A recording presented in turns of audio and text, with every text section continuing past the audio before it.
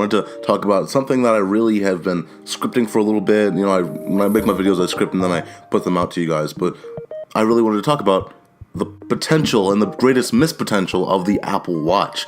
Now, of course, Tim Cook is probably really glad to see that nearly 2 years after announcing Apple Watch, sales are actually getting better, but that doesn't excuse the fact that this product could have been the next great product category in Apple's product lines.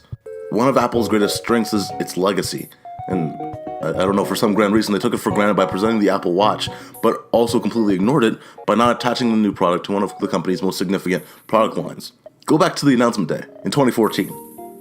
Tim Cook will toss out portability and ease of use. Remember, this was the one more thing. Software and hardware integration. More intimate than ever before. And then add in this right here. In the last decade, we used music to make our products intimately more connected to their users. Today, we're taking the next step. And so what do you call your product? Introducing the all-new iPod. Because the moment you think about what an Apple Watch should be, iPod fits into the exact same category. Or vice versa. A pod defined as a self-contained unit, and the watch itself has its own chip, its own tech. Forget the bands, and you're left with literally a small pod of a device.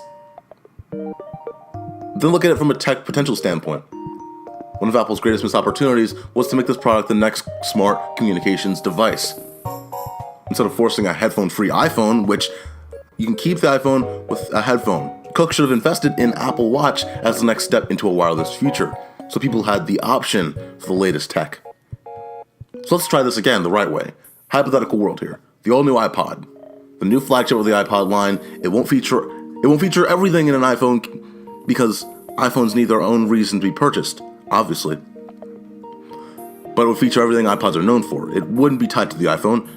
It would utilize Bluetooth tech in headphones to become a wireless communications device as well as to use for music playback. It would come with everything iPods come standard with: a music app, messages, photos, Bluetooth, FM radio, podcast, Nike Fitness Standard. On top of that, put all the health features Apple was working on for the watch that could assist while making the iPod brand grow into other categories. Because if you guys remember, iPod is dying. The bands will be the last thing anyone was thinking about, because guess what? It will be the strength of what the device actually is, not the accessories around it. So just like an iPhone, the device would have the option of being contract free, or on a contract to utilize its communications potential, because this thing would be the next step. Instead of having a phone to call on, you could say, I don't need the phone.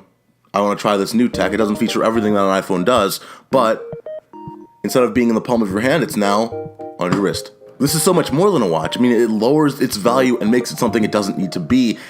Sure, it can have that watch face, but you're buying the tech and the potential of it. When iPod Nano came out 2 generations ago with that square face, people put the watch band on it and had a watch face on it. It wasn't called a watch. It had all the tech of a watch and more. Nano and Shuffle also could stay because they're called iPod Nano and Shuffle. They're additional models to what was the original iPod, and the fact that the iPod was getting fresh life would then revitalize the iPod brand. So people would then notice these two products that had been sitting on the sidelines for more than a few years. Now, this product should blow everyone away, and not specifically for some high-end prick. That's exactly what iPod had targeted and began to represent toward the end of its high times. This would have been the best feature for iPod.